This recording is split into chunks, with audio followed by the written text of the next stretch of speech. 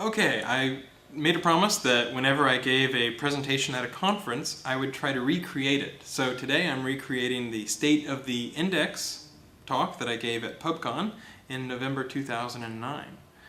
So the way that I decided to structure this talk was to say, okay, what has Google done for users, web developers, and webmasters lately? How have we communicated? What services have we put out there? Just sort of showing that in the last year there has been a lot of stuff that Google's done which hopefully helps users or webmasters or web developers. So starting out, what has Google done for users lately? Well, for an average user, I think Chrome, Android, and Wave are all really interesting. They all have very large open source components. So, if you think that Chrome talks back to Google, which really it doesn't and you don't need to worry about it, you could pull down the open source version, Chromium, compile it, and surf away and not have to worry about it because you can see everything in the open source code, which is really, really nice. But I wanted to tilt things, even what have we done for users, towards the Webmaster side of things. So this talk was given in Las Vegas, so I talked about the Music OneBox, which we had just launched. So you can search for an artist and a song name. So for example, Sheryl Crow, Leaving Las Vegas.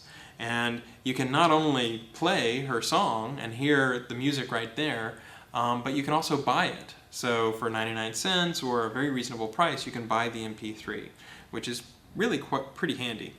One feature that the Music OneBox has that I don't think anybody else has that I know of is you don't just have to search for artist name and song or the song, you can also type in lyrics. So for example, Lady Luck, Please Let the Dice Stay Hot. And that brings back Viva Las Vegas by Elvis Presley. So if you've heard a song on the radio and you don't know who sang it, you can still probably type in a few words and get back that song so you can listen to it or buy it.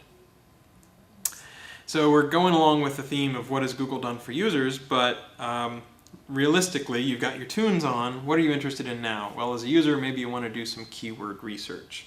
So over the summer, we introduced a product called Google Squared, which is really pretty fun. A lot of people have played with it, but not everybody has realized how deep it is. You can type almost anything into it. So I showed an example where you typed in Las Vegas shows, and you got Bette Midler, Chris Angel, Rita Rudner, stuff that seems like it should be relatively common sense. And you're like, oh, okay, what's so great about that? But you can type anything in to Google Squared, and you'll usually get some pretty interesting or reasonable results. So if you're just coming up blank and you're trying to do some brainstorming, I showed an example of social networking sites. And what I did is I took all the standard stuff like Facebook and MySpace out of it, and what was left was My Yearbook, Skyrock, Netlog, Meetin, eAssembly, all these sort of really almost niche sites that appeal to young people or to specific languages. And I asked the audience, okay, how many of you are members of any of these social networks? And almost no one raised their hand, of course. And so I said, look, instead of trying to chase the market in Facebook, you could establish a valid presence on some of these social networks and participate in that community, and it might be a little bit easier to get attention over there than in some of the louder, crowded, noisy places where everybody is. So that's social networking sites. That's one way you could use it, but Google Squared, you can type in almost anything, and you can type in suggestions and get a lot of good feedback in terms of brainstorming or keyword research. So speaking of social networking sites, the next thing that I mentioned that a lot of users enjoy that we've done in the last year is Google Social Search. So I showed an example where I searched for PubCon and I got really good posts, not just like, 2 days ago, but posts that had stood the test of time. So Michael Gray was talking about how PubCon is like Star Wars, which was a really fun, entertaining post. And that's not just stuff from the web, it's stuff from the web that's public, but is also involved in your social circle. So if you click on, for example, results from people in your social circle, you'll get to this sort of tool belt on the left-hand side where you can slice and dice your search results. And one of the things that's shown is social. So you can do a search, you can click on that tool belt, you can go to social, and if the example that I showed was meta tags. And I got all the people who had done public blog posts or talked on Twitter about meta tags, and it was really pretty interesting. One feature that I talked about that not everybody knows about on social search is that if you open up this tool belt mode where you say show options up at the top above the search results, suppose you do a search like meta tags. You'll see the people who are most relevant, who have written about meta tags in the past. And the people who are shown will change depending on what you search. So if I search for podcasts, I'd probably get Leo Laporte. But if I search for meta tags, I get Jennifer Slegg or Eric Goldman or Danny Sullivan. And so it's pretty neat to see how different searches will bring up different people who are experts in your social circle. So I kind of wanted to push it a little bit because whenever I talked to the social search people before I left, they said, hey, we still have query capacity, tell them to sign up for it. So the simple way to sign up for Google Social Search is, first, it helps if you have a Google profile, because then we know from your account what are the different services like Twitter or Friend Feed that you use. Add the links to your Google profile to sort of point to those services. It could be your blog or it could be Twitter. And then you have to opt in. You go to google.com/experimental and say, yes, I'd like to be in the social search. And then whenever you search, you just have to be signed in so we know it's you, but we'll surface people when we think it's relevant from your social circle with the public stuff that they've said. So it's very fun. I was really impressed with the quality of the stuff that it surfaced. It sort of surprised me that it was a really nice blend of both social but also relevant. So continuing on with the what has Google done for users, I talked about show options, which internally at Google we call Google Tool Belt, because it's a nice little tool belt of different ways to slice and dice your search results. So if you click on show options above your search results, there are all these great ways where you can say, okay, I searched for PubCon, but show me mentions of PubCon within the last 24 hours. And in fact, you can say sort by date, which is really handy. You want to find out who are the people who have mentioned Google and tell me the most recent blog posts or the most recent web pages that we found. So it can be a good way to monitor reputation.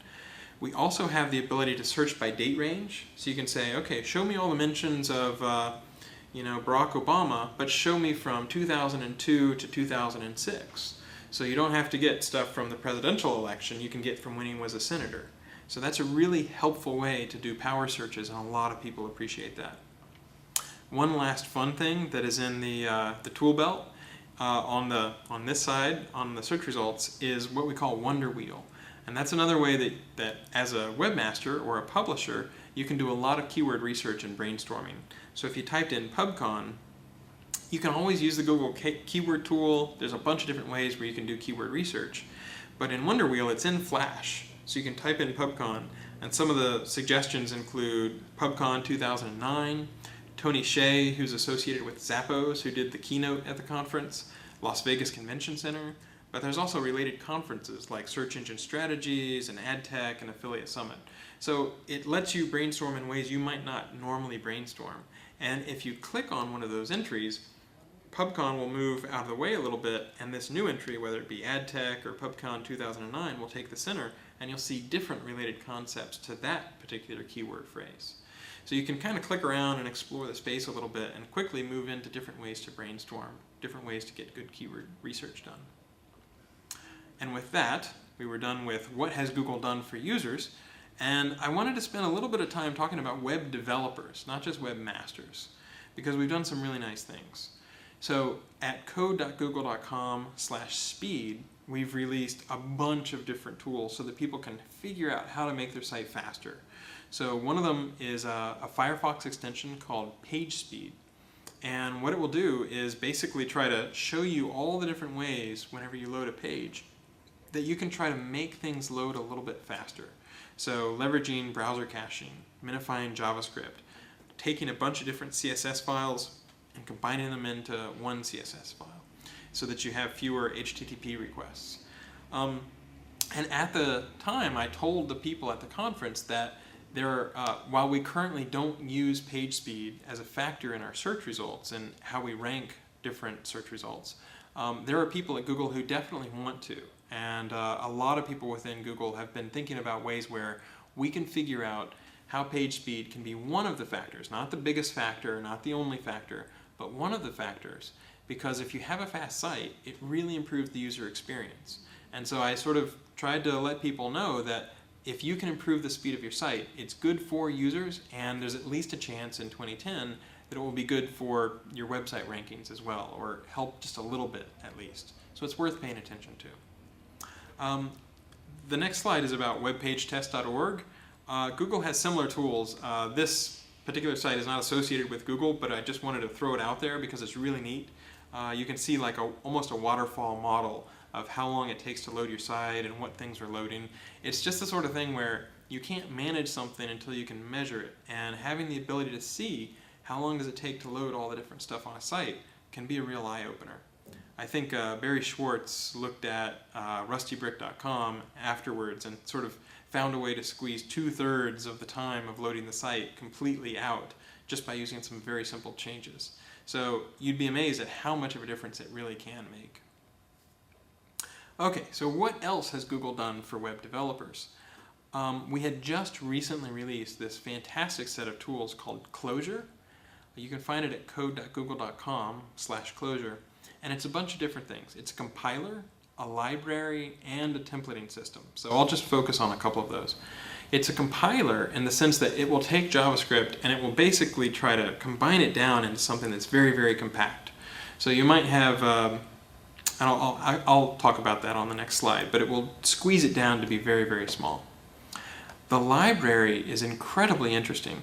There's something like over 180 different just UI elements alone. So I'm showing on this slide goog.ui.datepicker, which is the same date picker that Google uses, whether it's in Google Calendar or a lab in Gmail, and you can use that code totally for free.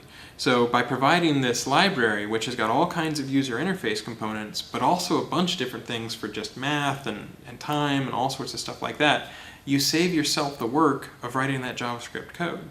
And it's very nicely internationalized, it works really well, it's the same stuff that we use. So we're trying to make the web better by making it easier to develop for the web. So to talk about the compiler part of Closure a little bit, Google Reader's JavaScript, they talked to the Google Reader team, and I think it was Louis Gray that interviewed Mihai Parparita, and Mihai said that Google Reader's JavaScript would have been 2 megabytes uncompressed, and Closure got it down to 513 kilobytes, so 25% of the original size. And then, with gzipping it, they were able to get it down to 184 kilobytes. So 2 megabytes down to 184 kilobytes is really worth a few minutes of running this Closure compiler and figuring out how to do gzipping, because it makes a difference between things loading in 2 or 3 seconds versus 20 or 40 seconds. So it's really a pretty good idea to pay some attention to.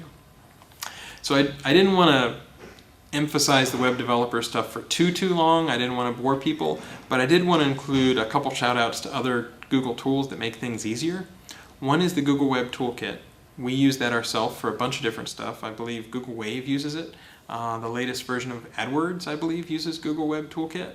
And it just makes it so that it's a lot easier to sort of write your code. It's almost like you can write it in Java and compile it down to JavaScript. And you get a lot of reusable components where you don't have to worry about cross-compile or cross-browser aspects, all those sorts of things. So a lot of people enjoy GWT, or the Google Web Toolkit. And then a final thing for web developers is called the Ajax Libraries API. So what is that? Google found a bunch of really useful Ajax libraries, Scriptaculous and a whole bunch of different stuff, as I recall. And we said to these people, you know what, we will host this for free on Google. We'll pay the bandwidth bills, all that sort of stuff. We'll also make sure that if you include it from here, you always get the most recent version. So now you don't have to worry about a security hole in your JavaScript library or third-party library that you're using. As long as you're using the version hosted on Google, you'll always get the most recent version. So it's a very handy thing. It just means that there's infrastructure that you don't have to worry about. You can let somebody else deal with it, and that can be a very handy thing. So a lot of different stuff in the last few months that have been pretty helpful for web developers. And then we got to what was my favorite part, which was what has Google done for webmasters? So there's a bunch of different stuff. Starting off, February 2009, rel equal canonical. So this is something that the major search engines support. If you have 2 pages that are basically the same pages, you can say, you know what, this is my preferred page, so I'm going to put a rel equals canonical on this page to point to this page, and Google can sort of glom those together and say, oh, the links to this page should be combined with the links to this page. Now, if you can do it with your site architecture where you don't have to worry about the incoming links and the duplicate content at all, that's best. If you can do a 301 redirect where it passes the page rank and you can say, you know what, I have duplicate URLs, but I can do a 301 redirect to this one single location, that's almost as good. But if you can't generate either one of those because of your CMS or for whatever reasons, rel equal canonical is a pretty good way to say, you know what, these two pages are actually the same page. So that's been something that a lot of people, I've been surprised at how much uptake we've gotten and how much traction has sort of gotten in just a few months. I also took people on a little bit of a tour of what's new in Webmaster Console because not everybody goes back all the time to see what's new. So Yahoo, I sent out a shout out to Yahoo because they have this great feature that lets you say, here are URL parameters which I don't find that useful, session IDs for example. And if you want to, you can specify now in Google's Webmaster Console the URL parameters that you think should be ignored. So that's very handy. A lot of people really enjoy that. It took us a while to deliver it, but I'm glad that we did because now you can say, you know what, here's this parameter, I can't get rid of it because of my CMS. Google, just please ignore it, and Google will do that for you. My personal favorite new feature in the Google Webmaster Console is that you can fetch as Googlebot. So you prove that you own a site, and you can tell Google to go and fetch that site or a page on that site and show exactly what Google saw. Now, why would you need to use this?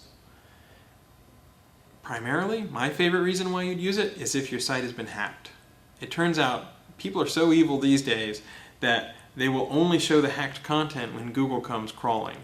So if it's someone who pretends to be Googlebot but they're not coming from the right IP address, they don't show the hacked content. They only show it to Googlebot when it's coming from the right address, the right IP address. And if they're really sneaky, they'll put a no archive meta tag on, and then you can't see the cached link, so there's no way that you can see what Googlebot saw when it crawled your page. So as long as you own the page and you register that it's yours in the Webmaster Tools area, you can fetch a page as Googlebot, and then you can say, aha, here's my hacked content by Cheap Cialis. And you can iterate, you can fetch a bunch of different times a day to sort of say, okay, I tried to clean it up. Is it gone? No. Crap. Okay, I'll try to clean it up again. Oh, got it. Okay, good. Now my site's clean. So it's a very handy tool. In my mind, it's primarily the best for detecting malware. We've even seen people at Google get their blogs hacked. So it can be really, really handy even for people at Google to be able to fetch a page as Googlebot. What else? Better malware warnings. So not just telling you that you have malware, but trying to actually show you, more information. What is the URL, or what's the specific content on the page that was giving you malware or making us flag the site as having malware. The more information we can provide, the faster you can diagnose and debug the stuff, clean it up, and get back into Google, or hopefully not have to worry about having infected your users. So very simple thing, but very, very handy. This one's kind of interesting, message forwarding. So if you have a message in the Webmaster Console, it used to be you'd have to go and check on it and say, go log in every day and see, do I have a new message? And not everybody lives and dies and breathes the Webmaster Console and wants to show up every morning and, oh, I wonder if I have any new messages, I can't wait to find out. So adding the ability to say, you know what, if I get a message in the Webmaster Console, send it to me by email or forward it to me by email. I was kind of surprised. This one got spontaneous applause. So apparently there are a few people who were really glad that they could forward their messages on to their email address. Relatively straightforward thing, but very, very helpful. Another straightforward but helpful thing is keyword details. So we're starting to show more information where, suppose you look at my blog, for example. I rank maybe for a keyword like SEO. I could click on that and I could see some of the top pages that had the keyword SEO. So it can be very handy to just sort of drill down in more detail on what are the exact pages that have these keywords, things like SEO. So to close out what the PubCon presentation was talking about, one of the big things we talked about was communication. So we did over 80 blog posts in the last year. We posted a 20-plus page SEO beginner's guide in PDF. So that's really handy because a lot of people think Google hates SEO, and nothing could be further from the truth.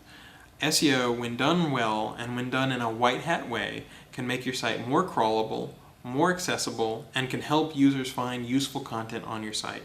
So a lot of people like to think, oh, Google hates SEO, Google thinks all SEO is evil. And I was really glad that we published this SEO beginner's guide, because if we thought SEO was evil, we wouldn't tell people, hey, here's an introduction to what it is, how to do it well, how to do it in a white hat way. I think there's nothing more than we would like than to have webmasters and Google cooperating to try to return good information to users. That's in everybody's interest. So that was a really big step to be able to put that beginner's guide out there. Something that eased a lot of people's mind was just to do a blog post and a video to say we don't use keyword meta tags. You see these lawsuits going on where somebody's like, he put my business's name in the keyword meta tags, therefore I'm going to sue him. And it was kind of nice to do this blog post because we've already seen a little bit of an effect from that, where people are like, look, it's been a well-known fact for a long time. You can test it by putting a weird, unique keyword meta tag, and then you search for it later and you don't find it. So any reasonable person running the experiment would conclude Google doesn't use the keyword meta tag.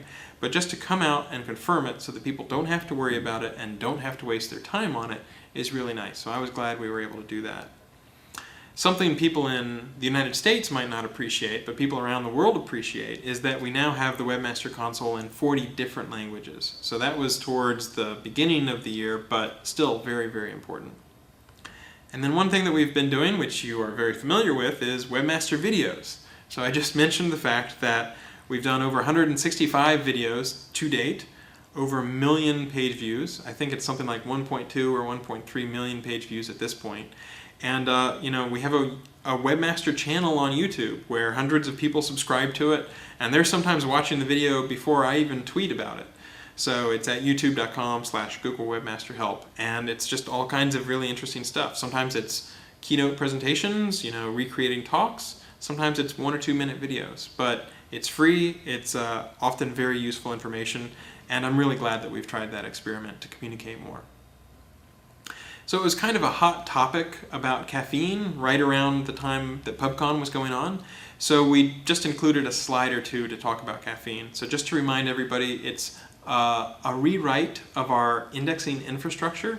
So it's taking the old way that we used to index things that we crawled around the web and replacing that with new architecture that was fresh and was written to be more scalable, more flexible, the ability to attach different types of data in the process of indexing, the ability to do more documents, so a more comprehensive version of the web, and the ability to do it faster. All of that sort of stuff is really, really useful. And people were a little worried, so we just reassured them that we got great feedback from the beta, but we were going to open up Caffeine at one data center.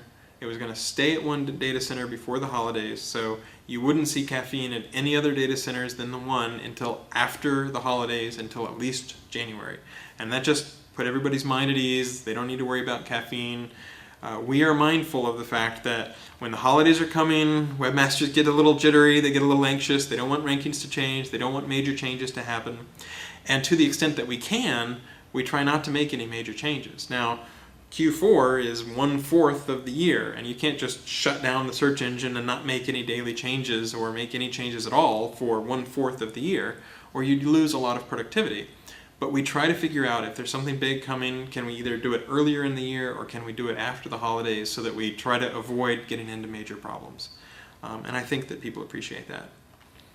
Looking forward to the future, what do people see coming down the pipe? I think hacking and malware will continue. We see a lot more people sort of checking those Webmaster documentation pages, so malware and hacking will continue to keep growing. But we're going to keep working on making our relevance better, trying to find ways to detect hacked sites and detect spam, as we always do. We're going to keep looking at ways to communicate in better, more scalable ways.